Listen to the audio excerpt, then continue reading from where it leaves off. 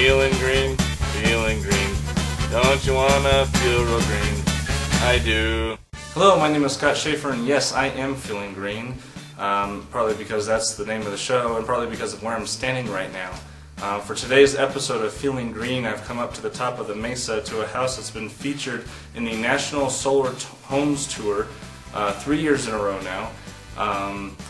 Built, designed, and owned by Jon Lyle and family. John, it's good to see you again. Yeah, good to see you. See ya. So, just to get people introduce them into what we're about to see today, your home is completely off-grid, both electric and plumbing, right? That is correct. And you designed the house yourself? Yes, I did. You designed it yourself? Well, with the help of some rather advanced software development tools. Yes. And you're an engineer today? Yes, I am. Okay. So that brings us to today's topic, building from scratch.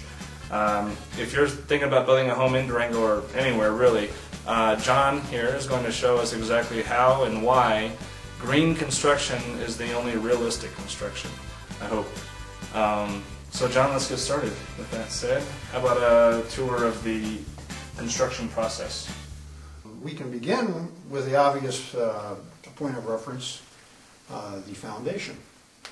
And you can see inside here we've got stem walls that protrude against above the level of the floor, and these walls are quite thick. They're 18 inches thick. But this house was built principally with rammed earth, and all the walls through interior and exterior, rammed earth, with a very tiny percentage of cement to fill in the voids to make sure that you have a real dense wall.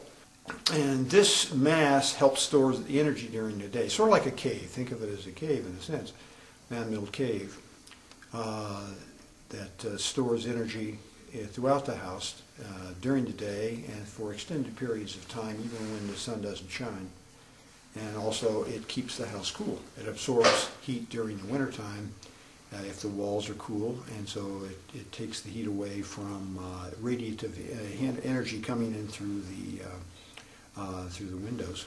Here also you can see on top of these walls are trom. We call these trom walls.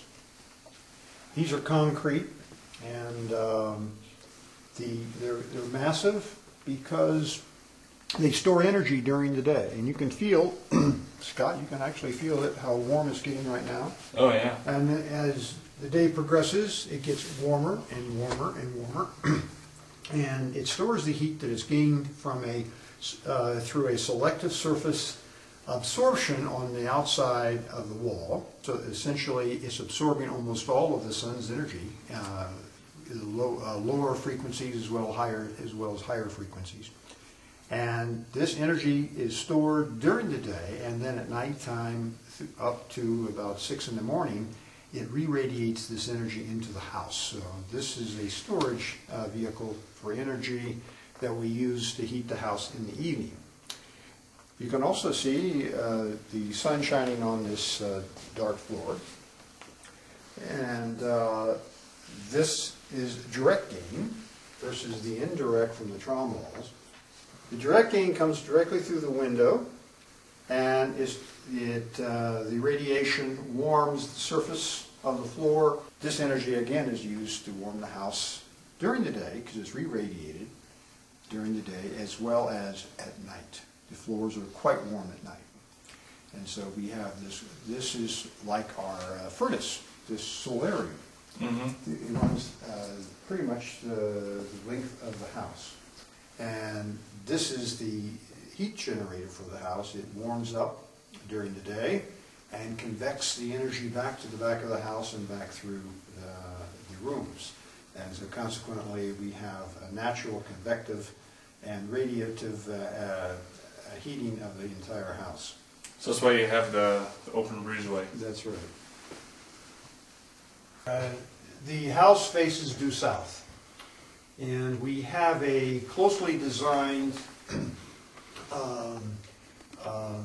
overhang on the roof itself, such that we have full gain of entry of sun during the fall, winter, and spring months.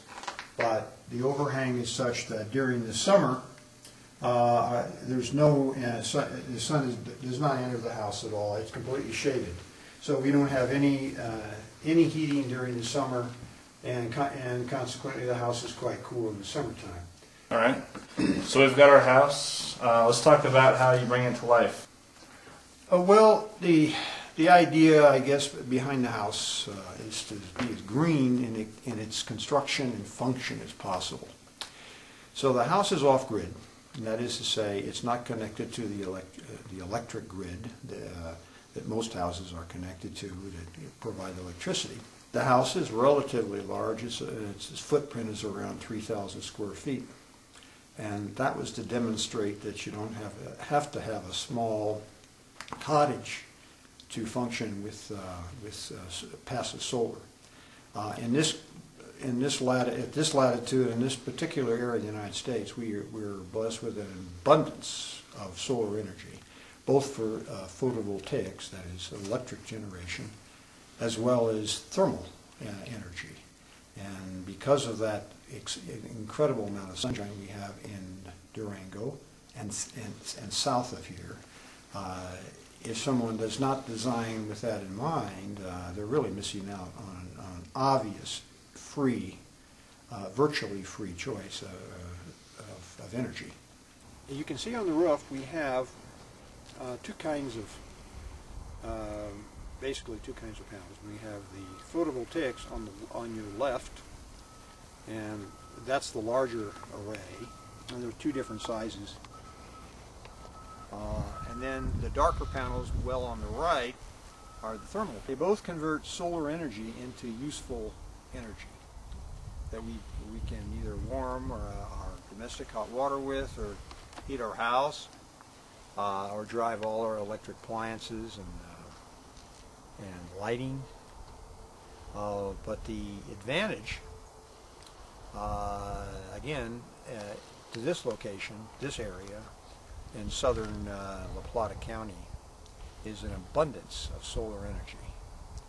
And the thermal panels, they're black on the surface, but they have a shiny substrate.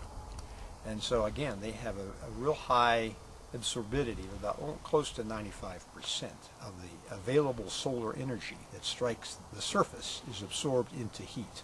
So the efficiency of these thermal panels is incredible. And we use those panels for heating our domestic hot water, and it works pretty well. I mean, it's just almost like 90% of the energy required year-round is gathered by the sun for our domestic hot water. So just use very little propane as a backup for heating the water. The photovoltaic panels on the roof, they provide all of the electrical energy that we use, except for those very rare occasions, and typically deep in winter, when we have very little sun because of snowstorms or extensive periods of clouds. At those points, we have a propane generator, and it runs typically 25 to 30 hours a year to help back up those panels. So very little expenditure.